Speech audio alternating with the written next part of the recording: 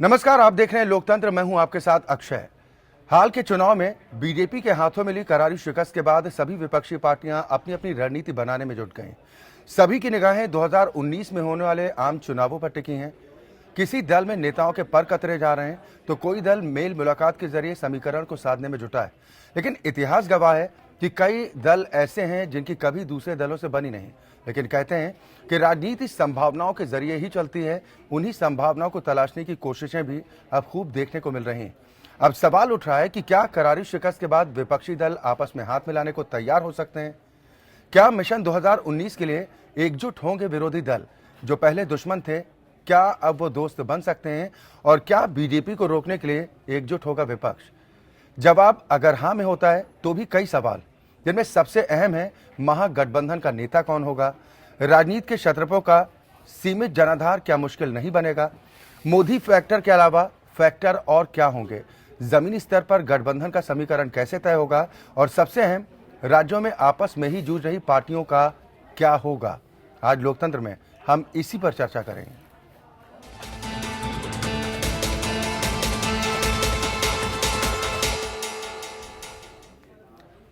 उत्तर प्रदेश में बीजेपी की प्रचंड जीत के बाद विपक्षी दलों को लगा सदमा कम हुआ है और अपने अंदर झांकना उन्होंने शुरू कर दिया है। बीएसपी प्रमुख मायावती ने पार्टी के वरिष्ठ नेता नसीमुद्दीन सिद्दीकी को पार्टी के राष्ट्रीय महासचिव के पद को छोड़कर बाकी सारे पदों से मुक्त कर दिया है। समझा जा रहा है कि यूपी में जून में होने वाले निकाय चुनाव में बीएसपी पूरी तैयारी के साथ उतरने के मूड में है। वहीं समाजवादी पार्टी के भीतर चुनाव नतीजों तक थमा घमासान अब एक बार फिर उभरने लगा है। उधर कांग्रेस कोमा से अभी तक बाहर नहीं निकल पाई।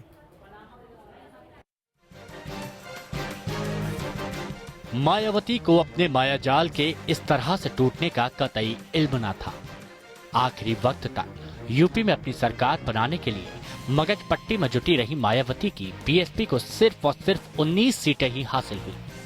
हार के बाद ईवीएम से ध्यान हटने पर उन्हें अपने नेताओं का ख्याल आया। मायावती के बाद दो ही ताकतवर नेता सतीश चंद्र मिश्र और नसीमुद्दीन सिद्दीकी रह गए हैं। बहन जी को नसीमुद्दीन सिद्दीकी में खामियां नजर आई।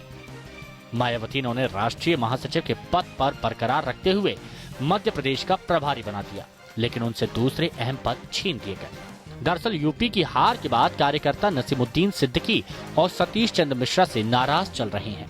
उनका आरोप है कि इनकी ही देखरेख में पार्टी प्रत्याशियों को टिकट दिए गए थे। अब हार के बाद संगठन में बदलाव की सख्त जरूरत है। साथ ही इन दोनों नेताओं की हैसियत भी कम की जानी चाहिए। कार्यकर्ताओं की नाराजगी मायावती को तब समझ में आई जब उन्होंने ईवीएम मामले में प्रदर्शन की तैयारी करने पश्चिम उत्तर प्रदेश के कई जिलों में नसीमुद्दीन सिद्दीकी को भेजा।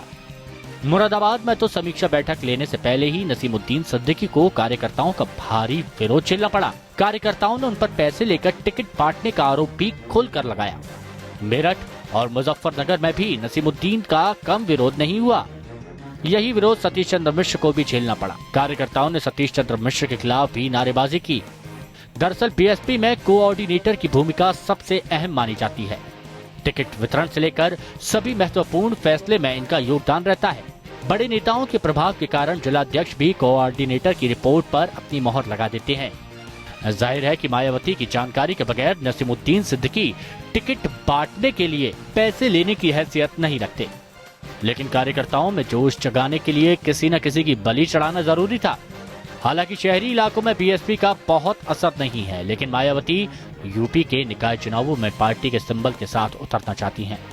हाल ही में बीजेपी से लड़ने के लिए किसी से भी समझौता करने की बात कही थी।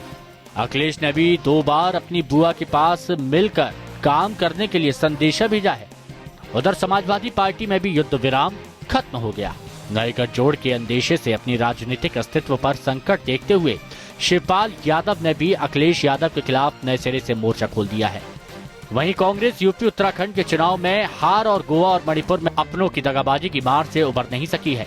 पार्टी के बड़े छत्रप खुलेआम पार्टी नेतृत्व पर सवाल उठा रहे हैं। कार्यकर्ताओं को अपने नए अध्यक्ष का इंतजार है। राहुल गांधी की ताजपोशी के बाद ही कांग्रेस के होश में आने के आसार हैं। इस बीच वो विपक्षी एकता के लिए चल रही कोशिशों में अपनी हैसियत आंकने की फिराक में है। Bureau report, APN. यहाँ तो उत्तर प्रदेश में बीजेपी की प्रचंड जीत के बाद अब विपक्षी दलों को लगा सदमा अब कुछ कम हुआ है और अपने अंदर इन विरोधी दलों ने झांकना भी शुरू कर दिया है। उधर बीएसपी प्रमुख मायावती ने पार्टी के वरिष्ठ नेता नसीमुद्दीन सिद्दीकी को पार्टी के राष्ट्रीय महासचिव के पद को छोड़कर बाकी सारे पदों से मुक्त कर दिया है और ये समझा जा रहा है कि यूपी में जून में होने वाले निकाय चुनाव में बीएसपी पूरी तैयारी के साथ उतरने के मूड में भी है। उधर समाजवादी पार्टी के भीतर चुनावी नतीजों तक थमा घमासान अब एक बार फिर उभरने लगा है, जबकि कांग्रेस अभी भी कोमा से बाहर नहीं निकल पाई है। आज हम इन तमाम मुद्दों पर चर्चा करेंगे कि आखिर अगर गठबंधन आने वाले वक्त में होता है तो उसका प्रारूप क्या होगा, कैसे समीकरण बनेगा और किसकी ओर से ये सकारात्मक पहल की जाएगी। इस पर आज हम चर्चा करेंगे। सभी खास मेहमान हमारे साथ जुड़ गए हैं। सबसे पहले अपने दर्शकों की मुलाकात अपने आज के मेहमानों से। मेरे साथ नोएडा स्टूडियो से ओंकारनाथ सिंह जी हैं, आप प्रदेश महासचिव हैं, बतौर प्रवक्ता कांग्रेस यहाँ पर हमारे साथ मौजूद हैं। लखनऊ से 4 खास मेहमान हैं। मोहम्मद शाहिद जी हैं, आप समाजवादी पार्टी के नेता हैं। राकेश त्रिपाठी जी हैं, भारतीय जनता पार्टी को रिप्रेजेंट करेंगे, प्रदेश प्रवक्ता हैं। अशोक सिंह जी हैं, आप प्रदेश अध्यक्ष हैं आरजेडी के। साथ ही वरिष्ठ पत्रकार सुरेश बहादुर जी हमारे साथ हैं इस चर्चा में। बहुत स्वागत है आप सभी मेहमानों का हमारे साथ इस चर्चा में शामिल होने के लिए। सुरेश बहादुर जी, शुरुआत मैं आपसे ही करता हूं, क्या कुछ संभावनाएं देख रहे हैं? गठबंधन को लेकर भी हम चर्चा करेंगे। सबसे पहले बहुजन समाज पार्टी की बात कर लेते हैं। नसीमुद्दीन साहब के साथ ये क्या हो गया? देखिए, जिस तरह से जो परिणाम उत्तर प्रदेश के विधानसभा चुनाव में आए हैं, इस परिणाम की उम्मीद बहुजन समाज पार्टी को थी नहीं। बहुजन समाज पार्टी को मैं समझता हूं कि जो प्रचंड बहुमत भारतीय जनता पार्टी को मिला है, उसकी उम्मीद तो भाजपा नेताओं को भी नहीं थी। अब बहुजन समाज पार्टी इस चुनाव में अपने को प्रबल दावेदार मानती थी। चुनाव के बनने के बाद वो लगभग ये तय मान चुकी थी कि मुझे सरकार बनाना ही है जी। लेकिन इन परिणामों से निश्चित रूप से बड़ा झटका लगा है और इसीलिए उन्होंने सोचना अपने बारे में शुरू कर दिया है। जहां तक बहुजन समाज पार्टी की नेतृत्व की बात है, अगर वहां देखा जाए तो किसी इंडिविजुअल व्यक्तित्व का, चाहे नसीमुद्दीन रहे हो, चाहे इसके पहले कोई बड़े नेता रहे हो, जो भी नेता रहे हो, सतीश मिश्रा जी रहे हो, वो अगर किसी का अपना कोई ठोस जनाधार अपनी बिरादरी में कभी नहीं रहा, बस हाँ एक प्रोजेक्शन उनका उस पार्टी में जरूर रहा कि इनके पीछे इनका समाज है और उस समाज को जोड़ेंगे। इस चुनाव के बाद वो इनकी कलई भी खुल गई, उनकी पोल भी खुल गई और मायावती जी को एहसास होने लगा ये लोग मुश्किल से ये हमारे हाथी चुनाव चिन्ह की तरह सफेद हाथी की तरह साबित हुए हैं। इनकी वो उपयोगिता इसलिए यहां रह नहीं गई है। इसलिए नए सिरे से उन्होंने अपने गठबंधन को खड़ा करने के लिए अपना तैयारी शुरू कर दी है और ये उसी चुनाव की हताशा का ही परिणाम है। इसमें कोई दो राय नहीं है कि भारतीय जनता पार्टी को जो प्रचंड बहुमत मिला है उससे, अभी आपने कहा कि कांग्रेस ही कोमा में नहीं गई है, यहाँ सारे विपक्षी दल कोमा में हैं और इसीलिए महसूस किया जा रहा उनको अपने अपने को जगाने के लिए नए सिरे से तैयारी में जुट गए हैं किस तरह से भाजपा को फिर चुनौती दी जा सके। शाहिद भाई, कोमा से अभी उभरे कि नहीं? जैसा कि अभी सुरेश बहादुर जी ने भी कहा कि तमाम विपक्षी पार्टियां हैं जो चुनाव के नतीजों के बाद से कोमा में हैं, सिर्फ अब कांग्रेस को अकेले नहीं गिना जा सकता। नहीं, ये लोकतंत्र में और पॉलिटिकल जो उसमें ये भाषा का इस्तेमाल नहीं किया जा सकता। लोकतंत्र में जनता का जो मैंडेट होता है उसको स्वीकारना चाहिए हर पॉलिटिकल पार्टी को और हार जीत चुनाव में लगी रहती है।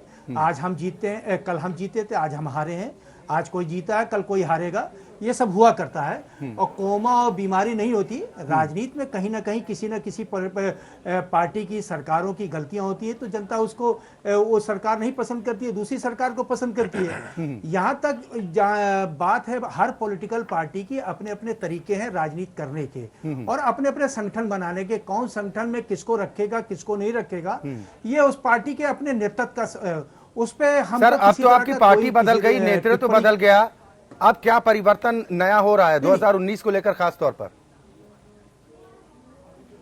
मैंने आपको पहले बताया कि हर पार्टी अपने जो बदलाव होते हैं वो पार्टी तय करती है और बदलाव को टेलीविजन की डिबेट में शामिल नहीं किया जा सकता। वो बदलाव पार्टी अपने अंदरूनी मसलों को तय करके करेगी। क्या करना है, नहीं क्या नहीं करना है, ये पार्टी तय करती है। वो टेलीविजन की डिबेट नहीं हो सकती। जब बदलाव हो जाता है तब टेलीविजन की डिबेट पर होता ठीक है, ठीक है, उससे पहले डिबेट नहीं किए। ठीक है, जो एक सबसे अहम बात है। एक बात और बताऊं अच्छे भाई, राजनीति में जनता के द्वारा जो फैसला सुनाया जाए उसको सहर्ष स्वीकार करना चाहिए। सर, इसके अलावा उसमें कोई किसी रास्ता तरह की बसता नहीं टिप्पणी है। नहीं करनी चाहिए। ये फैसला तो जनता जनार्दन का है, उसे स्वीकार सभी पार्टियों को करना पड़ता है।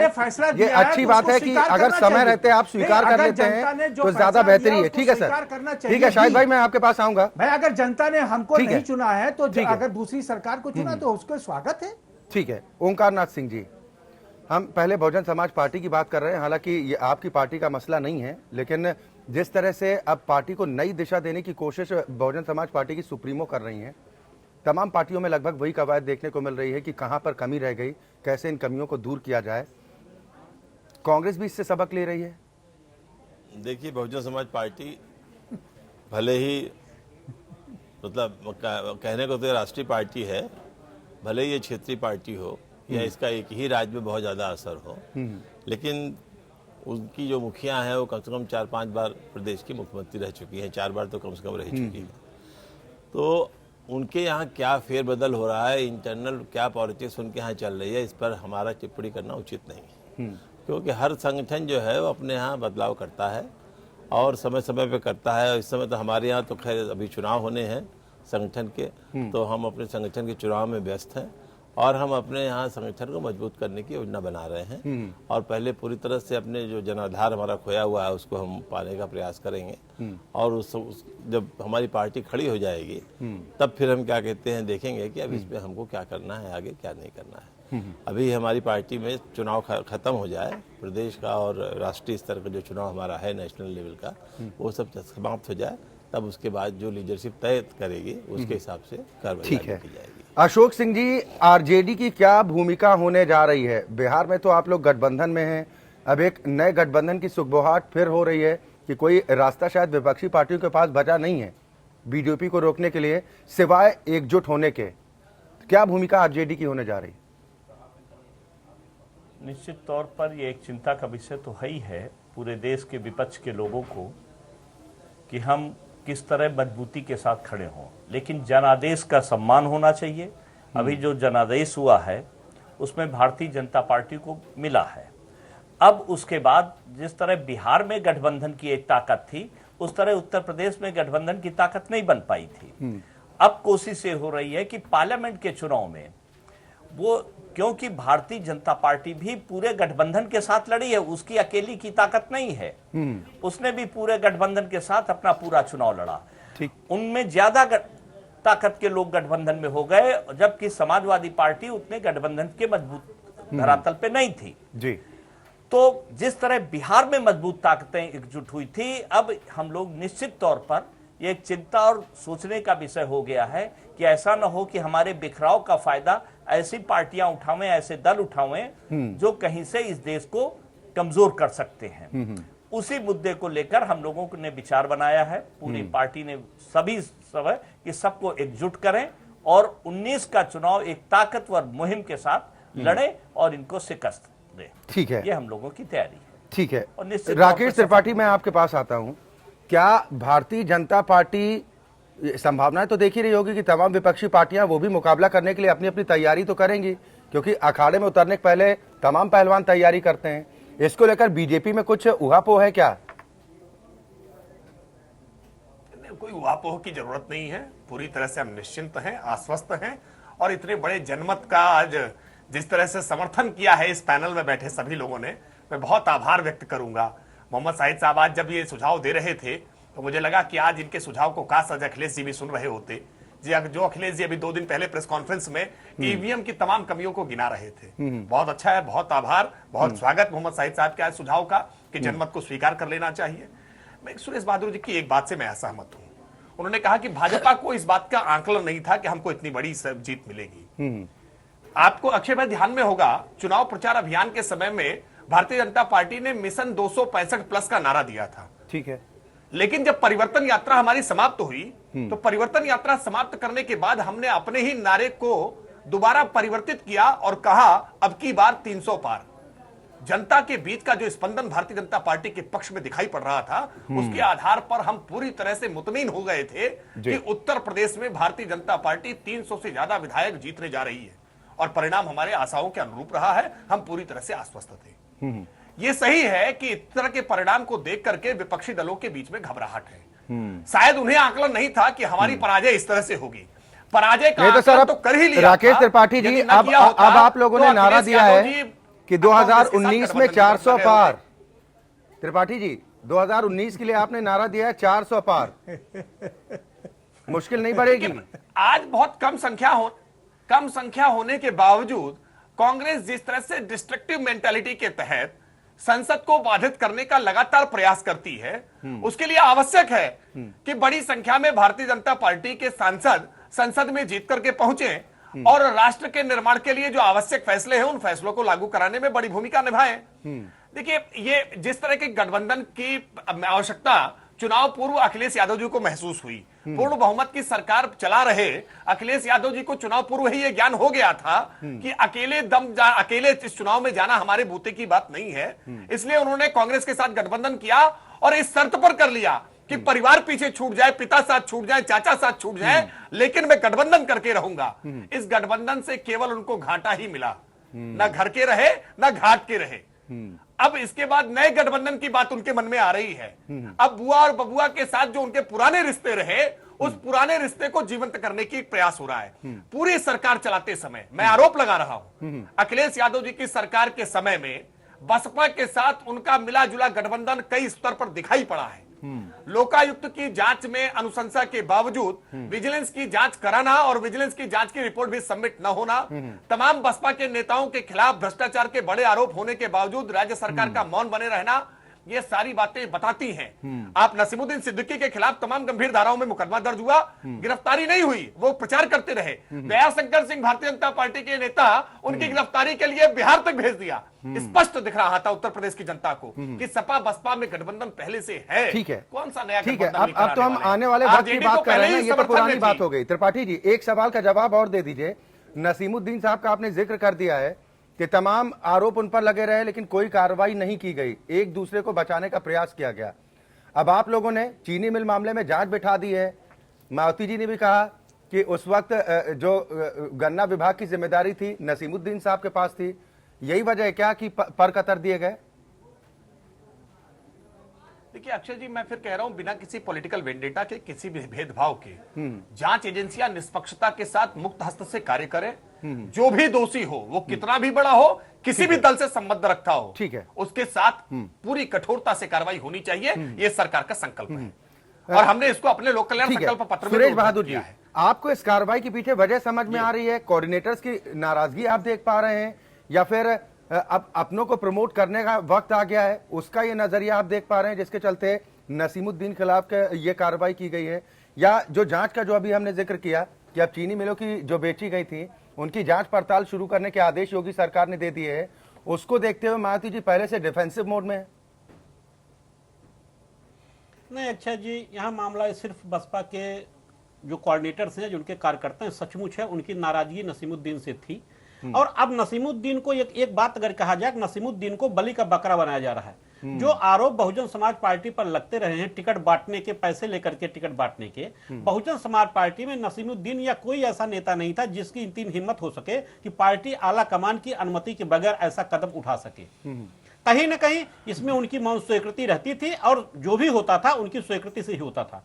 हाँ, जब चुनाव में अपेक्षित सफलता नहीं मिली है तो निश्चित रूप से कहीं ना कहीं ठीकरा किसी का सर फूटना ही चाहिए था। और ये भी चुनाव हुआ है, कई ऐसी जगहों पर ऐसे प्रत्याशियों को इग्नोर किया गया जो सचमुच पार्टी में काफी दिन से वफादार थे, चुनाव लड़ना चाहते थे, लेकिन उनकी जगह ऐसे लोगों को टिकट दे दिया गया जो दूसरे दल से आए या जिन्होंने उसकी ज्यादा कीमत चुकाई। ये स्वाभाविक सी बात थी, क्योंकि मायावती जी बाहर इतना निकलती नहीं, अपनी जनता के बीच में जाती नहीं है। वो आक्रोश नसीमुद्दीन को ही झेलना पड़ा और हम लोग ये संज्ञा दे रहे हैं कि वो आक्रोश नसीमुद्दीन के खिलाफ था। सच बात यह है कि आक्रोश नसीमुद्दीन के खिलाफ नहीं है, वो आक्रोश बहुजन समाज पार्टी के खिलाफ है, उनकी नेता के खिलाफ है। लेकिन उस नेता को कहीं ना कहीं किसी को बलि का बकरा बनाना था और इसलिए नसीमुद्दीन को बलि का बकरा बनाया जा रहा है। ठीक है, ओमकार नाथ सिंह जी, जैसा हम बहुजन समाज पार्टी का जिक्र कर रहे हैं कि अब बीएसपी सुप्रीमो ने अपनी पार्टी को रिवाइव करना शुरू कर दिया है। आपकी पार्टी, आप लोग कह रहे हैं कि आप चुनाव का इंतजार कर रहे हैं कि जरा एक बार फिर आपका पार्टी संगठन एक बार फिर नए सिरे से जरा काबिज हो जाए, लेकिन नाराजगी अब आप लोगों के बीच में ही देखने को मिल रही है। दिल्ली के कुछ नेताओं ने भी जिक्र किया है कि डिजास्टर आ जाएगा अगर राहुल गांधी को पार्टी का प्रेसिडेंट बना दिया जाता है। देखिए, पार्टी में हर नेता अपना बोलने के लिए स्वतंत्र है और जो बोलता है उससे पता चलता है कि हमारी लीडरशिप की कितनी फॉलोइंग है और कितनी नहीं है। तो जो लोग आज समझते हैं कि सब कुछ उन्हीं को करना है और वही सब कुछ चाहते हैं उन्हीं के हिसाब से हो, तो वो तो इस तरह की बात करेंगे। अभी रिसेंटली लवली जी हमारे यहाँ से गए हैं भारतीय जनता पार्टी में, 4 टर्म एमएलए रहे, 3 टर्म, 10 साल लगातार मंत्री रहे वो, और फिर प्रदेश के अध्यक्ष रहे। और अध्यक्ष होने के बाद जिस तरह से उन्होंने रिजल्ट दिया चुनाव में, और उसके बाद मान लीजिए अगर उनको हटा दिया गया तो उनकी नाराजगी हो गई। तो कुछ ऐसे लोग भी हैं जो समझते हैं कि हर चीज उन्हीं के लिए बनी हुई है, तो वो तो इस तरह की बात बोलेंगे ही। वैसे हमारी लीडरशिप में कोई चैलेंज नहीं है। नहीं, आवाजें देखिए थोड़ी बहुत इधर उधर जो कर रहे होंगे, जिनका वेस्टेड इंटरेस्ट है, वरना राहुल गांधी जी की लीडरशिप में कोई चैलेंज नहीं है और हम लोग उनको अपना नेता मानते हैं और अगले चुनाव में हम उनको सर्वसम्मत से अध्यक्ष बनाएंगे। ठीक है और सर, उनको करेंगे। हम एक चीज मैं बताना चाहता हूँ कि हमारे मित्र त्रिपाठी जी वो कह रहे थे कि बड़ी घबराहट है। ये तो बड़ी अच्छी पार्टी के मेंबर है, कैसे समझ जाते हैं घबराहट है, मैं समझ नहीं पा रहा हूँ। 1989 इनको, 1984 इनको शायद याद नहीं है जब 2 MP इनके हुआ करते थे पार्लियामेंट में, और ये नहीं घबराए। 1989 आते आते 90 बीजेपी कह रही है कि हम नीचे से ऊपर सीढ़ियां चढ़े हैं, कांग्रेस के ऊपर से नीचे सीढ़ियां उतर रही है। ये कैसे समझ, अरे ये 1976 में सरकार में थे, 1977 में ये सरकार में थे, और कैसे ये 3 साल में गायब हो गए। चलिए ठीक है, तो ये मतलब कहने का इनको जो संभावित गठबंधन की बातें सामने आ रही हैं कि एक ऐसा गठबंधन तैयार हो सकता है जो बीजेपी कह रही है कि हम अश्वमेध लेकर निकले हैं और ये यज्ञ पूरा ही करना है, तो इसको लेकर तमाम विपक्षी पार्टियां हैं वो भी अपनी जुगत भिड़ा रही कि कैसे एकजुट हुआ जाए, कैसे बीजेपी को टक्कर दी जाए। एक रिपोर्ट भी अपने दर्शकों को दिखाते हैं और बाकी अपने मेहमानों को भी कि 2017 के चुनावी रण में कई सियासी दलों को करारी शिकस्त झेलनी पड़ी। बीजेपी की पटखनी ने विरोधियों के आंसू निकाल दिए, जिसके बाद अब इस बात को लेकर संभावनाएं बढ़ती जा रही हैं कि मिशन 2019 में बीजेपी को करारा जवाब देने के लिए विरोधी पार्टियां एक बैनर के नीचे आने को लेकर तमाम संभावनाएं तलाश रही हैं। लेकिन ये इतना आसान हो सकता है क्या? सवाल कई हैं, आप भी ये रिपोर्ट देखिए। 2017 के राजनीतिक द्वंद्व में बीजेपी की पटखनी के बाद पूरा विपक्ष का राह रहा है। खासकर उत्तर प्रदेश में हर पार्टी के जनाधार की बीजेपी के धोबी पछाड़ ने कमर तोड़ दी है।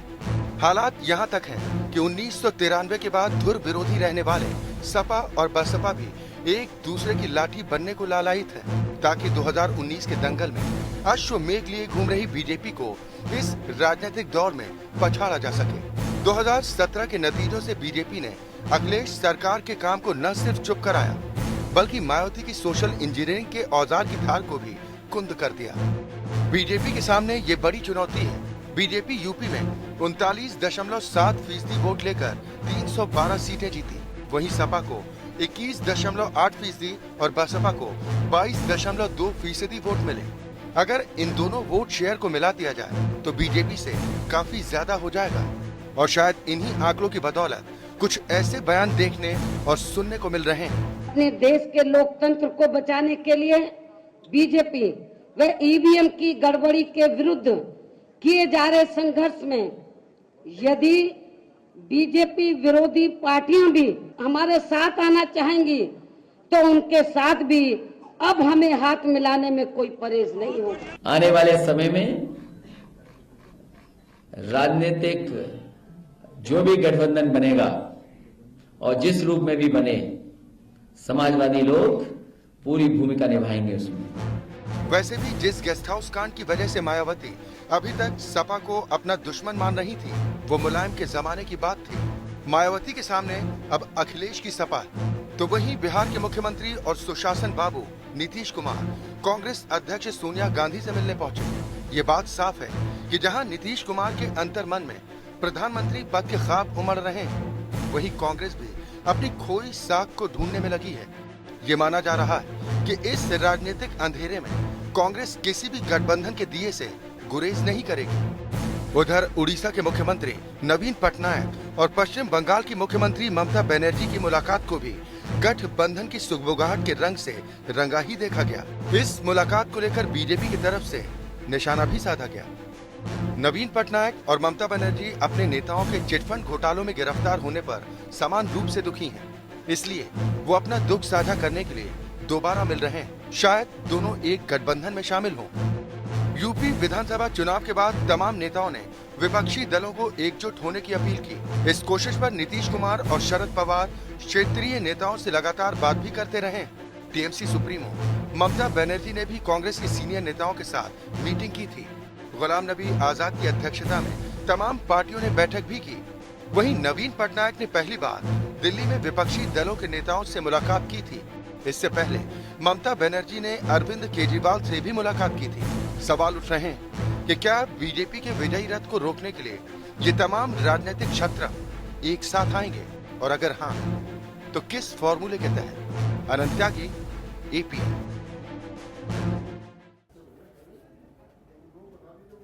यहाँ तो सवाल उठ रहा है कि क्या करारी शिकस्त के बाद विपक्षी दल आपस में हाथ मिलाने को तैयार हो सकते हैं? क्या मिशन 2019 के लिए एकजुट होंगे विरोधी दल जो पहले दुश्मन थे? क्या अब वो दोस्त बन सकते हैं? और क्या बीजेपी को रोकने के लिए एकजुट हो पाएगा पूरा विपक्ष? अगर जवाब हाँ में होता भी है तो भी सवाल कई हैं, जिनमें सबसे अहम है महागठबंधन का नेता कौन होगा? राजनीति के क्षत्रपों का सीमित जनाधार क्या मुश्किल नहीं बनेगा? इन तमाम सवालों के हम जवाब भी तलाशने की कोशिश कर रहे हैं। सभी खास मेहमान हमारे साथ बने हुए हैं। एक बार फिर रुख हम लखनऊ का करेंगे। अशोक सिंह जी, मैं आपके पास आता हूं। आपके सहयोगी हैं बिहार में, मुख्यमंत्री भी हैं नीतीश कुमार जी। आज कांग्रेस अध्यक्षा से मुलाकात उनकी हुई है। इस मुलाकात के मायने तमाम निकाले जा रहे हैं। आप बताइए, मुलाकात हुई तो बात क्या हुई? अब बात क्या हुई ये तो हमें नहीं पता है, लेकिन हमारा वो गठबंधन का एक अंग है। मुलाकात हुई और वहां पर कांग्रेस, आरजेडी और जेडीयू की मिली हुई सरकार और बहुत अच्छे ढंग से चल रही है। उसी रूप से हम लोग उत्तर प्रदेश में भी चाहते हैं कि यहाँ भी एक ऐसा मजबूत गठबंधन बने जो विपक्ष को पछाड़ने का काम कर सके। हम अपने इशूज के मुद्दे पर, हमारे अपनी विश्वसनीयता पर हम लोग पुनः राष्ट्रीय रूप लेकर उसको पार्लियामेंट के चुनाव में स्थापित होना चाहते हैं। और निश्चित तौर पर यही सब बातों को लेकर एकजुटता की मुहर लगने वाली है, वो लगेगी। ठीक है मोहम्मद शाहिद जी, एकजुटता के लिए सकारात्मक कदम किसकी तरफ से पहले उठाए जाएंगे? क्योंकि अगर सपा बसपा मान लीजिए एक हो भी जाते हैं, बहन जी अगर गेस्ट हाउस कांड भुला भी देती हैं, क्योंकि नए युग की शुरुआत समाजवादी पार्टी में हो चुकी है, तो सिर्फ इन दोनों पार्टियों के मिलन से तो कुछ खास असर पड़ने वाला नहीं है, और भी लोगों की जरूरत होगी। समाजवादी पार्टी में आपने कहा कि नए युग की शुरुआत की बात है। देखिए, राजनीति में और किसी भी पॉलिटिकल पार्टी में सामंजस्य नए और पुराने सबका होता है, तभी पॉलिटिकल पार्टी सरवाइव करती है। आप ये सोचिए, आपको मैं थोड़ा सा पीछे ले जाना चाहता हूं जी। आपको याद होगा 97-98 में आसाम गण परिषद ने 2/3 बहुमत से प्रफुल्ल कुमार मोहंता जी के नेतृत्व में सरकार बनाई थी, और उसके 5 साल तो उन्होंने सरकार चले, उसके बाद ऐसे गायब हुए, आज तक 1 या 2 विधायक हुए। उसकी वजह ये हुई कि उन्होंने ये सोचा कि बस जो हम हैं वही हैं हम। उसके अलावा उन्होंने किसी को देखने की कोशिश नहीं करी। राजनीति में जबकि ऐसा नहीं होता है। राजनीति में होता है कि आप नए पुराने बीच के सबको पूरा सामंजस्य मिला के तब आप राजनीति करेंगे। रही बात गठबंधन की, देखिए गठबंधन जब जनता तय कर लेगी तो गठबंधन बनने से कोई भी व्यक्ति, कोई भी पॉलिटिकल पार्टी नहीं रोक सकती। जनता को जब ये महसूस होने लगेगा कि ये गठबंधन जो बनने जा रहा है या जो बनेगा या जिसके साथ कौन सा बनेगा कौन सा नहीं बनेगा, ये तो अभी पेट में भविष्य में, ये तो भविष्य तय करेगा कि कैसा गठबंधन होगा, उसका स्वरूप क्या होगा, उसका नेतृत्व कौन करेगा, ये तो अभी कहना बड़ा मुश्किल है। मगर इस देश की जनता जिस तरह से सोच रही है, जहां तक मैं समझ रहा हूं, ये मेरे व्यक्तिगत विचार है, ये मेरा व्यक्तिगत विचार है, जहां तक जनता सोच रही है कि लोग निकले सड़कों पर आंदोलन करें, जिस तरह से आपके खाने पर, जिस तरह से आपके पहनने पर, जिस तरह आपके रहने पर, जिस तरह से आपके सोने पर एक पाबंदी लगाने का जो प्रयास हो रहा है इस देश के अंदर, खुद देश की जनता उसके लिए कतई तैयार नहीं है। ये लोकसभा का इलेक्शन आपको बताएगा कि और देश आने वाला जो लोकसभा का इलेक्शन होगा वो देश का भविष्य भी तय करेगा कि कौन सी पार्टी राज करेगी, कौन सी पार्टी राज नहीं करेगी। ठीक है, ओंकार सिंह जी, मोदी 2019 को जीतने की तैयारी में जुटे हैं। उनके यहाँ तो बाकायदा बैठकों का दौर भी शुरू हो चुका है और लगातार रणनीति भी बनाई जा रही है कि जहां पर बीजेपी का जनाधार जिन राज्यों में जहां विधानसभा चुनाव होने वहां पर कम है, वहां पर कैसे पार्टी को मजबूत किया जाए। साथ ही जो खास फोकस है वो 2019 को लेकर है। आपकी पार्टी अभी नेतृत्व में ही उलझी नजर आ रही है, नहीं, को लेकर सवाल उठ रहे हैं। ये आपके सोचने का नजरिया हो सकता है। सर, आपकी पार्टी के नेता कह रहे हैं। नहीं, हमारी पार्टी के कौन नेता कह रहे हैं? जो आप भले पार्टी ही छोड़ छोड़ना रहे हैं, चाह रहे इस्तीफा दे हैं, रहे हैं। जो पार्टी छोड़ना चाह रहे हैं, जो जाके कहीं सोच रहे हैं हमको कुछ मिल जाएगा, यहाँ पर वो अपना कमाल दिखा चुके हैं और जब अपना चुनाव भी नहीं जीत पा रहे हैं तो यहाँ से भाग के कहीं जाना चाह रहे हैं। वो विचारधारा के लिए नहीं, वो अपने क्या कहते हैं व्यक्तिगत स्वार्थ के लिए भागना चाह रहे हैं। एक बयान मैं आपको सुना सकता हूँ, उनके भागने से एक बयान मैं आपको परसों का सुना सकता हूँ। मैं सुनूंगा।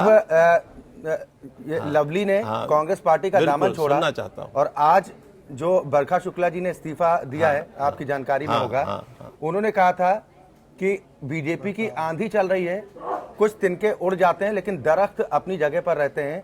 आज वो दरख्त भी खिसक गया। भाई, अगर वो दरख्त अपने को समझ रहे थे तो अगर हम उनको दरख्त नहीं समझते हैं, हम दरख्त उनको समझते हैं जो कहीं खिसके ना। दरख्त वो नहीं होता है जो जरा सी चीज सफलता देख के घबरा जाए। आपको याद होगा, ये सफलता तो आती जाती है, शाहिद भाई जैसा कह रहे थे, ये सफलता आती जाती है, इस पर बहुत गुमान नहीं करना चाहिए, बहुत घबराना नहीं चाहिए। नहीं, आपको जो आदमी गुमान करता है उसका भी नुकसान होता है, जो घबराता है वो तो एकदम बेकारी हो जाता है। ठीक है, अब सभी संभावनाएं तलाश रहे हैं कि कैसे एकजुटता की जाए। हालांकि तमाम ऐसे दल हैं जो एक दूसरे के धुर विरोधी रहे हैं, लेकिन अब संभावनाएं बढ़ रही हैं। अभी समय नहीं, है। मेरा सवाल ये है कि जो राजनीतिक क्षेत्रों का जो सीमित जनाधार नजर आता है, ये मुश्किल नहीं होगा अगर गठबंधन बन भी जाता है? फेस ऐसा कौन सा होगा इस गठबंधन में जो स्वीकार्य होगा आम जनता को भी? अभी तो बहुत समय है, अभी इतनी जल्दबाजी करना किसी चीज का नहीं है। क्या गठबंधन बनेगा नहीं बनेगा, क्या स्वरूप होगा, परीक्षा की तैयारी तो साल भर पहले से ही नहीं, तो शुरू हो जाती है, परीक्षा की पढ़ाई तो तैयारी करनी पड़ती बताई है। नहीं जाती है। परीक्षा की तैयारी बताई नहीं जाती है। जब हम परीक्षा की तैयारी बता देंगे तो आप सवाल दूसरा कर देंगे। अब देख तो रहे हैं आप, अभी से उनको अभी पता नहीं चला कि सपा बसपा मिलने जा रही है। हमारे त्रिपाठी जी कह रहे हैं बुआ बबुआ दुनिया भर की चीजें, पीछे की बातें सब कुछ बता रहे हैं ताकि लोग आपस में लड़ना शुरू करें या कोई बयानबाजी हो। तो ये तो वो वाली चीज हमारी नहीं है। हमें भी आराम से चलने दीजिए। हम जो कर रहे हैं अपनी बातचीत उसको हम करेंगे। हम राकेश त्रिपाठी जी, जब कोई ये सामने आराम से चलने वाली बात जो ओंकार सिंह जी कह रहे हैं, यही आराम तो कहीं दिक्कत नहीं दे जाएगा?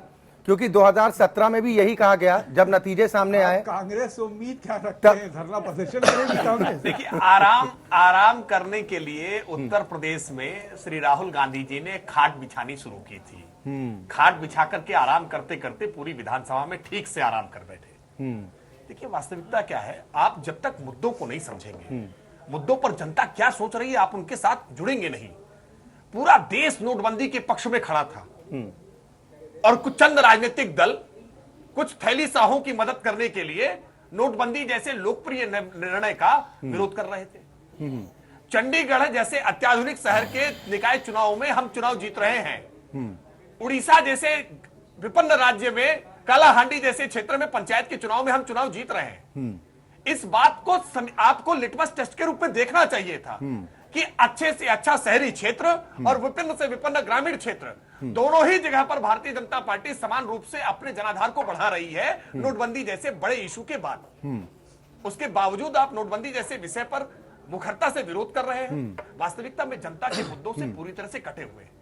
सर्जिकल स्ट्राइक के बाद जब पूरा देश गौरवान्वित महसूस कर रहा था, तब श्री राहुल गांधी जी खून की दलाली जैसे बयान दे करके लोगों के मन को धक्का पहुंचाने का काम कर रहे थे। अब इतनी प्रचंड जीत के बाद जब जनमत को स्वीकार करने का समय था, तब चाहे वो बहन मायावती जी हो या श्री अखिलेश यादव जी हो, दोनों ही लोग ईवीएम पर प्रश्न चिन्ह उठा करके बैलेट पेपर की वकालत करने लगे। देखिए, आप जनता के मुद्दों को समझिए, जनता के साथ जुड़िए, जाति पाति मजहब की राजनीति को किनारे रखिए और विकास के मुद्दों पर बहस करिए।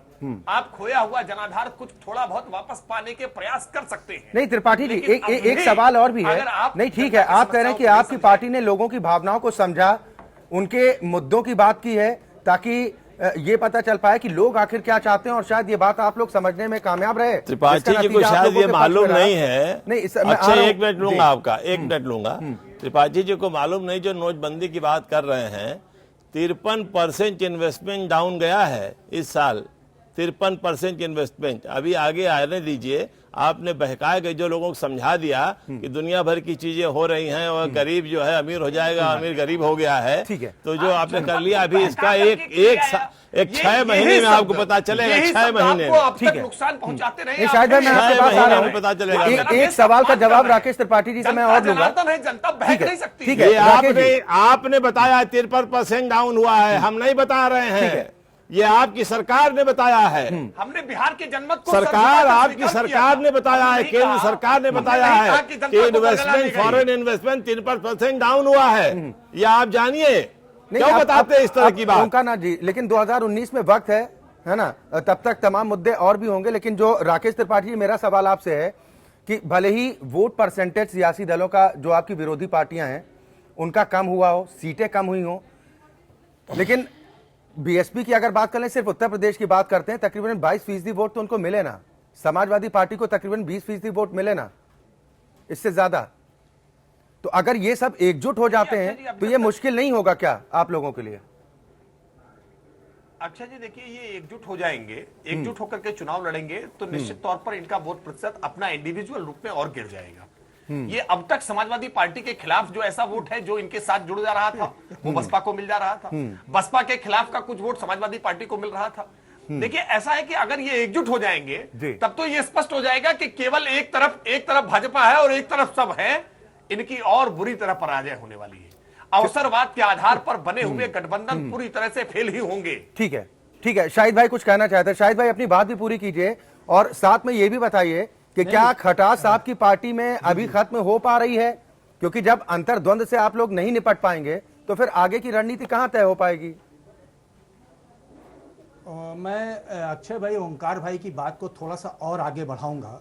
बड़ा अहम सवाल उन्होंने उठाया था देश की आर्थिक स्थिति पर। इस पे चर्चा नहीं होती है। ये अफसोस होता है कि चर्चा होती है कभी इस पर, कभी उस पर, कभी हिंदू पे, कभी मुसलमान पे, कभी गाय पे, कभी इस पर, कभी उस पर। अफसोस होता है। शाहिद भाई, आपकी शिकायत हम जल्द दूर करेंगे। शाहिद भाई, एक मिनट, हम इस पर भी खूब चर्चा करेंगे। मैं भारतीय जनता पार्टी के अपने अजीज दोस्त से एक बात पूछूंगा कि जब प्रधानमंत्री श्री नरेंद्र मोदी जी अमेरिका की यात्रा पे गए थे, जहां मेडिसन स्क्वायर पर, जहां पे भारत से एक समझौता हुआ था 2 लाख करोड़ रुपए का भारत आने का जी, मैं इतना पूछना चाहता हूं देश की सरकार से कि उनमें से 2 लाख करोड़ रुपया में से कितना रुपया अभी तक इस देश के पास आया? और उसके 2 साल के करीब हो चुका है, 1.5 साल के 2 साल के करीब हो चुका है। देश की जनता ये भी पूछना चाहती है। ये भी बड़े अहम सवाल है। जनता को ये भी बताना जरूरी कि आपने जो वहां पर एग्रीमेंट साइन किया था मेडिसन स्क्वायर पर, तो उस पैसे का कितना अभी तक हिंदुस्तान के अंदर आया और कितना नहीं आया और कब तक आएगा, देश ये भी जानना चाहता है। देखिए, सिर्फ देश में अभी तक क्या हो रहा है, मैं जवाब दे, एक मिनट, एक सेकंड। देश में क्या हो रहा है? ये बैन, वो बैन, वो बैन, ये बैन। इसके अलावा कोई एक हमको एक कहना चाहिए, कोई एग्जीक्यूट अगर कोई काम किया हो, इस देश की जनता की भलाई के लिए कोई काम किया हो, हमको, मैं ये भी पूछना चाहता हूँ आपके चैनल के माध्यम से, इसको लोग करोड़ों लोग देख रहे हैं। इस पर अशोक सिंह जी से एक रिएक्शन जरूर। इस मुद्दे से ये देखिए, नहीं सुन लीजिए अक्षय भाई, प्रश्न उठाया, मैं जवाब देने का थोड़ा सा मौका दे दीजिए। आप कब तक इस देश को आप हिंदू मुसलमान और ये कुछ चैनल, मैं कुछ मीडिया के लोगों से भी दरखास्त करूंगा, इससे निकल कर बाहर आओ। देश में गरीबी है, देश में भुखमरी है, देश में बेरोजगारी है, देश में बहुत सी परेशानियां हैं, उसकी भी डिबेट कराओ। सर, हमने खूब एपीएन के मंच पर, शाहिद भाई सिर्फ नहीं, आप हमारे साथ कई बार मंच पर रहे हैं। हमने क्या, जब आप लोग कहते थे कि हमारा काम बोलता है, तब तक हमने ये भी दिखाया क्या काम बोलता है। नहीं, मैं क्या कह रहा हूं, मैं कहता हूं कि देश में बहुत सी समस्याएं हैं। देश की आर्थिक स्थिति कैसे मजबूत हो, इस पर डिबेट मैं आपको नहीं कह रहा हूं, और बहुत से मीडिया के बंधु लोग हैं जिस तरह से चर्चा करके देश को, तो आप अपने क्षणिक फायदे के लिए, आज आप अपने आप फायदे के लिए देश को तोड़ने का जो काम कर रहे हैं, ये बहुत नुकसानदेह होगा। ठीक है, आने वाली नस्लें क्या कहेंगी? ठीक है सर, कि इस देश के लोगों एक रिएक्शन, मैं त्रिपाठी जी मैं आपके पास आ रहा हूं, एक रिएक्शन इस पर अशोक सिंह जी का जरूर लूंगा। जो बातें अभी मोहम्मद शाहिद साहब की तरफ से कही गई हैं, ये विपक्षी पार्टियों की कमजोरी नहीं रही क्या? अब तो नतीजे सामने आ चुके हैं। अगर ये तमाम सवाल जो अब आप उठा रहे हैं, अगर ये पहले आप हिसाब मांगते तो शायद इसका कुछ इम्पैक्ट होता और उसका थोड़ा बहुत फायदा आप लोगों को मिलता। ये नाकामी आप लोगों की भी तो है ना सर। डिबेट में अक्षय भाई, मैंने आपके साथ में डिबेट में मांगा है, मैंने आप ही के साथ में, मुझे आपका सौभाग्य प्राप्त हुआ था मुझे आपके साथ डिबेट करने में, मैंने उसमें भी मांगा था, शायद अगर आपको याद हो। अच्छा जी, निश्चित तौर पर विपक्ष पूरा इनसे लगातार हिसाब मांग रहा, चाहे बिहार के चुनाव रहे हों, चाहे जो भी चुनाव रहे हों, लगातार इनसे हिसाब मांगने की बात आ रही थी, लेकिन ये टलता ही जा रहा था। इन्होंने एक भी कोई कारखाना या बेरोजगारी के लिए या किसानों के लिए कोई भी चीज ऐसी इन सालों में देश के प्रधानमंत्री ने की हो तो उसकी कोई भी एक सूची दे दे। रही आप जैसे बोलते थे कि काम बोलता है ये वो, हम एक बड़े स्पष्ट मन से कहना चाहते हैं, यहाँ हमारे समाजवादी पार्टी के भी बैठे हैं नेता जी, ये नुकसान हमें जहां पर हुआ है, विपक्ष को नुकसान जो हुआ है, जो आखिरी के 6 महीने जहां इनके कार्यकर्ताओं को बूथ में और गांव के सड़कों पर रहना चाहिए, वो युद्ध में लखनऊ की गलियों में और के 5 केडी मार्ग पर आंदोलन की रूपरेखा तैयार कर रहे हैं। इसका परिणाम, इसका फायदा भारतीय जनता पार्टी ने लिया है। अन्यथा काम बोलता है तो ये दिखता, निश्चित तौर पर दिखता और सफलता भी मिलती। ठीक है त्रिपाठी जी, क्या रिएक्ट करेंगे जो जवाब शाहिद जी भी मांग रहे हैं कि 3 साल में आप लोग जवाब तो नहीं दे रहे हैं बैन के अलावा? देखिए, मैं बहुत आभारी हूं मोहम्मद साहिद साहब का, कम से कम उन्होंने एक बहुत सकारात्मक बात पूछी है कि इस देश में कितना इन्वेस्टमेंट आया, कितना पैसा आया। क्योंकि कांग्रेस के समय में तो केवल इस बात की चर्चा होती थी कि कितना पैसा इस देश से चला गया, कितना पैसा काल विदेशों में काले धन के रूप में चला गया। मैं आपकी इस पहल का स्वागत करता हूं। आपके निपक्ष की जिम्मेदारी होनी चाहिए कि आप पूछिए कि कितना पैसा विदेश से आया है, लेकिन अब तक पूर्ववर्ती सरकारों में कितना पैसा गया, यह हमेशा महत्वपूर्ण रहा करता था।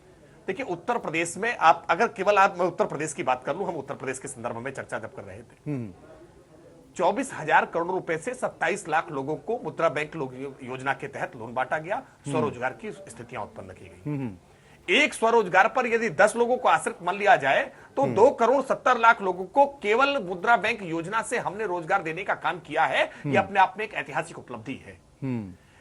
इस सरकार ने किसानों के लिए अब तक अभूतपूर्व काम किए। आप इस बार का बजट देखिए, बजट जब आता था तो अखबारों की सुर्खियां और टेलीविजन की सुर्खियां, ब्रेकिंग लाइंस केवल ये होती थी कि जूता सस्ता, रेफ्रिजरेटर महंगा, मोटर सस्ते, उपकरण सस्ते, ये महंगा और वो सस्ता। पहली बार ये तय हुआ कि किसानों को कर्ज कितना, सिंचाई के लिए फंड कितना, तालाबों के लिए फंड कितना, इंफ्रास्ट्रक्चर डेवलपमेंट के लिए फंड कितना। बजट के मायने बदलने का काम अगर किसी ने किया है तो वो इस समय देश की मोदी सरकार ने किया है। वो किसान अभी, लेकिन त्रिपाठी जी वो किसान अभी भी मुंह देख रहे हैं। आज हम बढ़कर त्रिपाठी जी, वो किसान अभी भी उत्तर प्रदेश के मुंह देख रहे हैं कि 1 लाख रुपए अगर हमने कर्ज लिया था वो तो माफ हो जाएगा, जिसने अगर 2-3 लाख ले लिया होगा फसली ऋण, उसको इसका फायदा नहीं मिलेगा, उसको भी तो राहत मिलनी चाहिए। आप देखिए, कर्ज ले लिया लेकिन समर्थन मूल्य निर्धारित नहीं। मैं इस बात को पहले भी स्पष्ट कर चुका हूं, समर्थन मूल्य निर्धारित नहीं। ठीक है सर। कर्ज की माफी का अधिकार किसी को नहीं है। कर्ज की माफी राहत के रूप में है और उन लोगों को राहत मिलनी चाहिए जिनको लिए वास्तविकता में राहत की आवश्यकता है। ठीक वो है, लघु एवं सीमांत ठीक है। किसान अब हम जिनके लिए 1 लाख का कर्जा बहुत बड़ा कर्जा। अब हम एक बार फिर अपने गठबंधन वाले मसले पर आते हैं जिस पर आज हम बहस कर रहे हैं। इस पर भी कुछ सकारात्मक रुख। अक्षय भाई 1 सेकंड लूंगा जी, मात्र मुश्किल से 5 सेकंड लूंगा आपका। ठीक है सर, ठीक है सर। जरा राकेश भाई से मैं एक बात भी पूछूंगा। इसी भारतीय जनता पार्टी की जो केंद्र में सरकार है, देश के प्रधानमंत्री श्री नरेंद्र मोदी जी है, आपको भी याद होगा सेंट्रल बैंक ऑफ इंडिया से 6,000 करोड़ रुपया काला धन विदेश चला गया। ये किसकी सरकार थी? आपकी सरकार है, मोदी जी उसके प्रधानमंत्री हैं। कैसे चला गया? ठीक है। और एक इस देश का पूंजीपति है जो ऑस्ट्रेलिया में खदान लेता है और उसको 8,000 करोड़ रुपए का यहाँ उत्तर में हिंदुस्तान में सैंक्शन कर दिया जाता है। सर नाम भी ले लीजिए, नाम तो लेते ही आप लोग। आपकी सरकार बोल अडानी पूरा देश जानता है भाई। ठीक है, आज सरकार सुरेश कौन बहादुर चला जी, रहा है? अडानी अंबानी। ठीक है सर, हम एक बार फिर अपने मुद्दे पर वापस गठबंधन वाले पर आते हैं। उद्योगपति हमारी सरकार में नहीं बने हैं। ठीक है त्रिपाठी जी, ठीक है सर, हम अपने मुद्दे पर आते हैं। जिम्मेदारी है, ठीक है। कल जिसको चुना था, जिसने गलती करी, उसको जनता ने सबक सिखा नहीं, दिया। सर जवाब तो देना अगर आप पड़ेगा भी और वही हिसाब गलती किताब करने का के लिए अधिकार अपनी सोच जनता रहे के तो पास उसको है सुनिए। और जनता के सामने अपना बिल्कुल, पूरा चिट्ठा तो वही रखना ही मैं कह रहा पड़ेगा, हूं। इससे कोई नहीं बच सकता है। भाई अगर जनता ठीक ने है। उनका हिसाब दिया तो उनको बाहर कर दिया सत्ता से। ठीक है हिसाब कर सर, तो रही, सुरेश उत्तर प्रदेश बहादुर में जी, हिसाब किया मैं है। आपसे 5 राज्यों के इस चुनाव पर में 4 कमेंट राज्यों लेना में चाह रहा हिसाब हूं। किया है। ठीक है, मेरा सवाल आपसे यह है कि गठबंधन को लेकर जो हम चर्चा कर रहे हैं कि अगर भविष्य में इस तरह का कोई गठबंधन आम चुनावों को लेकर हो सकता है, जो सवाल था उसका जवाब नहीं मिला कि जो तमाम राजनीतिक छत्रप हैं जिनका जनाधार सीमित सा नजर आता है, एक प्रदेश के अलावा शायद दूसरे प्रदेश में उतनी मजबूत छवि नहीं है, वो चेहरा कौन सा हो सकता है? देखिए अक्षय जी, जब गठबंधन की शुरुआत होती, बातचीत होती, तो चेहरा अपने आप सामने आ जाता है। देखिए गठबंधन के परिणाम होते भी हैं। आप देखिएगा 2014 के लोकसभा चुनाव में भारतीय जनता पार्टी की सफलता जो है चरम पर थी। अब प्रचंड बहुमत मोदी जी को मिला था, उसके बावजूद दिल्ली का चुनाव हारे और बिहार का चुनाव हारे। बिहार में एक मजबूत गठबंधन आया और उस मजबूत देखिए गठबंधन बनना ही महत्वपूर्ण नहीं है, जो भी गठबंधन बने उस गठबंधन को जनता का अभूतपूर्व समर्थन भी मिलना चाहिए जी। जो लालू, देखिए लालू जी वहां बहुत बड़े नेता थे और सबसे बड़ी दल की पार्टी थे, लेकिन गठबंधन जब आया तो उन्होंने नीतीश कुमार को आगे बढ़ाकर उनके नेतृत्व उनका स्वीकार किया सर और उनके पास तो कांग्रेस कोई को अपने ऑप्शन नहीं साथ था ले ना। आए। इसलिए नहीं, ऑप्शन लीजिए, ऑप्शन यही ऑप्शन उत्तर प्रदेश में भी नहीं था, लेकिन उत्तर प्रदेश में भी एक गठबंधन बना, कांग्रेस सपा गठबंधन बना, लेकिन उस गठबंधन को कोई जनता का सहयोग नहीं मिला। अब मजबूरी, और जो अभी हमारे साथी भारतीय जनता पार्टी के लोग कह रहे थे सफलता, अगर इतनी बड़ी सफलता मिल जाती है तो उस पर कोई टिप्पणी नहीं की जा सकती और टिप्पणी जायज भी नहीं होगी। निश्चित रूप से उत्तर प्रदेश में गठबंधन होगा और जब गठबंधन होगा तो गठबंधन का स्वरूप भी निखर कर सामने आएगा। और आज उत्तर प्रदेश में जो सबसे बड़े विरोधी दल हैं, देखिए जहां तक उत्तर प्रदेश की स्थिति है, यहां जब तक सपा और बसपा एक गठबंधन में शामिल ना हो तब तक गठबंधन का कोई महत्व नहीं रह जाता है। जी, वोटों का बंटवारा हुआ और यह गठबंधन की स्थिति होती, फायदा होता, लेकिन जैसे अभी हमारे मित्र अशोक सिंह ने कहा, समाजवादी पार्टी की आपसी राड़ने और आपसी कलह ने इनके जो है संभावनाएं चुनाव की अपने आप छेड़ कर दी गई जी, और इसीलिए इस गठबंधन को कोई फायदा, जनता का समर्थन नहीं मिल पाया। यह गठबंधन समर्थन का मिल नहीं पाया और जो ओवरडोज किया बहुजन समाज पार्टी ने, सपा बसपा सपा कांग्रेस गठबंधन मुस्लिम अल्पसंख्यक का जो ओवरडोज किया उसका परिणाम हुआ। हमारे मित्र जो भारतीय जनता पार्टी के हैं, असर दिखेगा 2019 में गठबंधन का असर उत्तर प्रदेश में दिखेगा। जब सारे लोग एक मिलकर के चुनाव लड़ेंगे तो निश्चित रूप से बहुत बड़ी चुनौती साबित करेंगे। जहां तक नेतृत्व का सवाल है, तब नेतृत्व समस्या नहीं होता, नेतृत्व निश्चित रूप से आगे बढ़कर आएगा और इन्हीं में तय कर लिया जाएगा। ठीक है, ओंकार नाथ सिंह जी, आपने कहा कि हमारी पार्टी में मंथन का दौर चल रहा है और पार्टी क्यों इतना कमजोर हो रही है, इसको लेकर अब कवायद भी तैयार की जा रही है कि कैसे पार्टी को एक बार फिर पुरानी साख जो खोई है उस पर वापस पहुंचा पाए। लेकिन अगर इस तरह का कोई गठबंधन होता है, आप लोग कह रहे हैं कि हम लोग अपनी कमियां पहले दूर करेंगे और उसके बाद हम चुनाव की तैयारियों में भी जाएंगे, मोदी विरोध के अलावा क्या फैक्टर आपको नजर आते हैं? नहीं, देखिए मोदी विरोध नहीं, सरकार की नीतियों का विरोध है। मोदी जी का विरोध क्यों करें? मोदी जी तो चूंकि प्रधानमंत्री हैं तो इसलिए प्रधानमंत्री का विरोध किया जाता है। उनका पर्सनल विरोध करने का कोई मतलब नहीं है और करना भी नहीं चाहिए। नहीं, पर्सनल विरोध की बात नहीं है। देखिए दूसरी चीज जो आप बता रहे हैं, कांग्रेस पार्टी कमजोर, कांग्रेस पार्टी ने अभी 5 चुनाव लड़े, 5 चुनाव में निश्चित रूप से उत्तर प्रदेश में हमारी स्थिति बहुत दयनीय रही और इस पर हम विचार कर रहे हैं क्या कारण है। उत्तराखंड में हम चुनाव हारे, इसमें कोई दो राय नहीं है, लेकिन हम पंजाब में जीते, हम गोवा में सिंगल लार्जेस्ट पार्टी बन के आए, मणिपुर में सिंगल लार्जेस्ट पार्टी बन के आए। तो ऐसा नहीं है कि कांग्रेस जो है वो एकदम असरहीन हो गई है, कोई बात नहीं है। और जहां पर आदमी चुनाव हारता है वहां मेहनत करता है, मेहनत करके फिर आगे निकालने की कोशिश करता है। कांग्रेस में एक बड़ी दिक्कत ये रही है कि जो पार्टी के भीतर ही जो घमासान होता है, इसका नुकसान देखिए ये तो लोकतंत्र में बहुत आवश्यक है और एक सुनवाई की जो बात होती है, लोकतंत्र में ये बहुत आवश्यक है। अगर आप घमासान, क्या मतलब, अगर आप असंतोष के स्वर या कोई अपनी बात को नहीं रखेंगे तो नेतृत्व नहीं समझता है सुनवाई नहीं होती है। ये आपकी पार्टी के नेताओं की तरफ से आरोप लगते हैं कि आला कमान सुनने तक को तैयार नहीं होता है, पार्टियों में मस्त रहते हैं। ऐसा नहीं, आला कमान खूब सुनता है और जो लोग समय लेते हैं उनको समय मिलता है, उनसे बात होती है, बातचीत होती है। ये कोई कहने की बातें होती कि आला कमान नहीं सुनता है। अब कोई जबरदस्ती जाके खाली एक आदमी की शिकायत करने के लिए बैठा रहे तो आला कमान नहीं सुनेगा। ठीक है, लेकिन आप कोई रचनात्मक सहयोग की बात करेंगे, किसी प्रकार की बात करेंगे तो जरूर सुनेगा आपकी बात। अशोक सिंह जी, आरजेडी की भूमिका तो काफी महत्वपूर्ण रहती है उत्तर प्रदेश में भी आप लोगों ने प्रयास किया और ये जो दो अच्छे लड़कों का गठबंधन था वो हुआ, भले ही उसके नतीजे जो संभावित आप लोग मानकर चल रहे थे वो नहीं आए हैं। अब इस गठबंधन को लेकर क्या भूमिका होगी आपकी पार्टी की? निश्चित तौर पर हमारे नेता यहाँ गठबंधन की तैयारी में जितना भी हो सकता है वो चाहते हैं कि समाजवादी पार्टी, बहुजन समाज पार्टी, कांग्रेस और राष्ट्रीय लोकदल तमाम छोटी पार्टियों को वोटों के बिखराव को रोकें।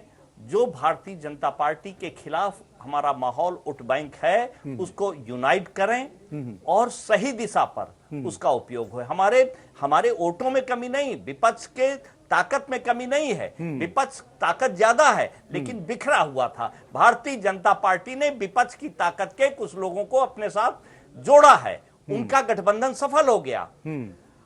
उसी तरह हम लोग उससे बड़ा गठबंधन तैयार करेंगे। भारतीय जनता ये बिखराव पार्टी कैसे दूर करेंगे? बिखराव की बात तो आप खुद स्वीकार कर रहे हैं कि जो बिखराव है वो एक बड़ी समस्या है। दूर करेंगे जिस तरह बिहार में हमने दूर किया है।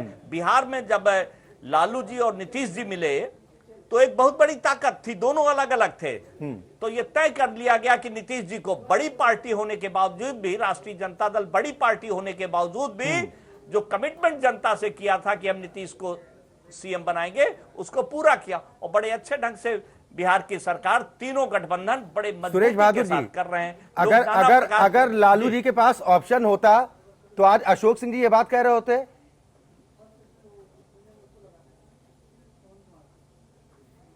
सुरेश बहादुर जी, देखिए लालू जी के पास एक ऑप्शन तो देखिए कमिटमेंट की बात होती है अक्षय जी। निश्चित रूप से इसमें कोई दो राय नहीं है कि लालू जी नंबर 1 पार्टी बनकर के उभरे थे और पूरा विपक्ष जब लड़ रहा था और लालू जी अपने स्वभाव के अनुसार अगर लालू जी ये जिद करते कि उनका सबसे बड़े दल हैं और उनको ये पद मिलना चाहिए तो निश्चित रूप से नीतीश कुमार जी को विचार करना होता। लेकिन एक कमिटमेंट था गठबंधन का, उस गठबंधन ने कमिटमेंट किया था जनता से कि जब हमारा गठबंधन जीतेगा तो उसका नेतृत्व तो नीतीश कुमार ही करेंगे और ये विश्वसनीयता जागृत करना जनता में बहुत जरूरी है। जब तक ये जागृत नहीं होगा तब तक विश्वास जनमत नहीं मिलेगा, न जनता का विश्वास मिलेगा। उत्तर प्रदेश के गठबंधन को जनता का विश्वास नहीं मिल पाया, या यूं कहिए कि ये गठबंधन जनता को विश्वास में ले नहीं पाया और बता नहीं पाया वो सशक्त हैं, यही मजबूरी थी। और अब ये मजबूरी देखिए, बिहार में गठबंधन की सफलता, उत्तर प्रदेश में विपक्षी दलों में बिखराव से मिली असफलता, दोनों से निश्चित रूप से विपक्षी दल कुछ सीखे हैं और कुछ सीख रहे हैं जिसका असर निश्चित रूप से उत्तर प्रदेश में नए गठबंधन पर पड़ेगा और नया गठबंधन जो भी आगे होगा वो सोच समझ के बनेगा और जनता के साथ जो कमिटमेंट करेगा उसको पूरा करेगा। ठीक है, ओंकार नाथ सिंह जी, एक फाइनल कमेंट भी आपका चाहूंगा कि गठबंधन को लेकर जो भी हम आज बहस भी कर रहे हैं, साथ ही आज मुलाकात ममता बनर्जी और नवीन पटनायक की भी हुई है, इधर दिल्ली में नीतीश कुमार जी की सोनिया गांधी जी से मुलाकात हुई है, तो ये इन्हीं समीकरणों को देखा जाए कि चुनाव को लेकर ही ये समीकरण तैयार किए जा रहे हैं, बातचीत हो रही है? अब ये कहना तो बड़ा मुश्किल है क्योंकि मुलाकात नीतीश जी की कई कारणों से हो सकती है और हो सकता है कि कुछ वो वहाँ पर प्रदेश में नई चीज करना चाहते हो उसके बारे में विचार विमर्श करने आए हों या कोई और भी बात हो। और निश्चित रूप से जब दो दल मिलते हैं और दो बड़े बड़े नेता मिलते हैं तो कुछ बात तो होती है। अब क्या बात हुई जब तक पता ना हो तो अपने आप स्पेकुलेशन करना ठीक नहीं है। ठीक है, अशोक सिंह जी, अगर इस कथित जो गठबंधन की हम बात कर रहे हैं, अगर चेहरे आते हैं आपकी पार्टी के हिसाब से कौन चेहरा मुफीद होगा? क्योंकि नीतीश के चेहरे के साथ आप बिहार में हैं, नीतीश कुमार, ममता बनर्जी अगर आती हैं तो अरविंद केजरीवाल की भी मुलाकात हुई है पहले, हालांकि अखिलेश यादव है एक तरफ बहुजन समाज पार्टी की सुप्रीमो है, राहुल गांधी हैं, तो कौन सा चेहरा आपको मुफीद लगता है आपकी पार्टी तौर पर? ये निश्चित तौर पर इस पे चिंता करने का विषय नहीं है। जब भी गठबंधन बनेगा, कांग्रेस, आरजेडी, जेडीयू, सपा, बसपा, ममता और बीजू जनता दल, अजीत सिंह, ये सब मिलेंगे, निश्चित तौर पर मिलेंगे क्योंकि इनकी वार्ताएं शुरू हो गई और ये बहुत जल्द इसमें 4-5 महीने के अंदर रिजल्ट आ जाएंगे क्योंकि चुनाव के 1 साल पहले ही गठबंधन का रूप तैयार होगा जिससे खुली विचारधारा से एक युद्ध हो, एक विचारधारा फैले और जनता का विश्वास जीतना सबसे बड़ी चीज। हम लोग अब जनता का विश्वास जीतने की कोशिश करेंगे। हम चुनाव हार जीत की बात नहीं करें, जनता के विश्वास को जीतने की बात करेंगे। ठीक है सुरेश हम बहादुर किसी जी, का विरोध नहीं फाइनल करेंगे, कमेंट हम भी आपसे अपनी चाहूंगा। एकजुटता की चर्चा बात को करेंगे। विराम देने का वक्त आ गया है, क्योंकि सवाल अभी भी तमाम कई अभी भी बने हुए हैं कि जमीनी स्तर पर कैसे तय होगा समीकरण इस गठबंधन को लेकर। राज्यों में आपस में जो पार्टियां जूझ रही हैं वो एक कैसे हो पाएंगी, जिनको धुर विरोधी कहा जाता था राज्यों में, वो सब एक बैनर के नीचे कैसे आ पाएंगे। गठबंधन का नेता कौन होगा, क्या कुछ उम्मीदें नजर आती हैं, संभावनाएं क्या आपको बनती नजर आती हैं? देखिए अक्षय जी स्थिति बिल्कुल साफ है। उत्तर प्रदेश में समाजवादी पार्टी और बहुजन समाज पार्टी एक दूसरे को फूटी आंख नहीं सुहाते थे, फिर भी उन्होंने यूपीए सरकार को समर्थन दिया। जहां तक केंद्र में गठबंधन की बात है, निश्चित रूप से कांग्रेस राष्ट्रीय दल है और कांग्रेस लेड ही गठबंधन होगा, इसमें कोई संशय की बात नहीं की जा सकती। ये पार्टी कर्ण पार्टियों के कई बड़े नेता इसको स्वीकार भी कर चुके हैं। जब भारतीय जनता पार्टी से लड़ने की बात आती है पूरे देश में, तो निश्चित रूप से कांग्रेस ही एक ऐसा राष्ट्रीय दल है जो उनको चुनौती देता रहा है और देश के हर प्रदेश में उनका जनाधार है और चुनौती देने वाले हैं। इसमें मुझे कोई संशय नहीं है कि जो भी गठबंधन होगा उसका नेतृत्व तो कांग्रेस ही करेगी और कांग्रेस के नेता ही करेंगे, और सभी दलों को मुझे लगता है जैसे पहले मान्य था ये मान्य। और रही बात चेहरे की, चेहरा आपको लगता है कि जब मिलजुल कर बातचीत होगी तब इस बात को लेकर सहमति भी बन जाएगी। बहुत बहुत शुक्रिया आप सभी मेहमानों का हमारे साथ इस कार्यक्रम में शामिल होने के लिए। तो हालांकि अभी ये कहना जल्दबाजी भी होगा कि किस तरह का गठबंधन होगा, कैसा यह गठबंधन होगा, लेकिन कहा जाता है कि राजनीति संभावनाओं का खेल है, संभावनाएं बनी रहती हैं। और जो नतीजे 2017 विधानसभा चुनाव में जो कई राज्यों में हुए हैं उसको देखकर जो सामने आए हैं, उसके बाद सवाल यही उठ रहा है कि क्या बीजेपी को रोकने के लिए तमाम राजनीतिक छत्र एक बैनर के तले नीचे आएंगे? अगर आएंगे तो समीकरण क्या होंगे, वो स्थिति क्या होगी? लोकतंत्र में आज के लिए बस इतना ही।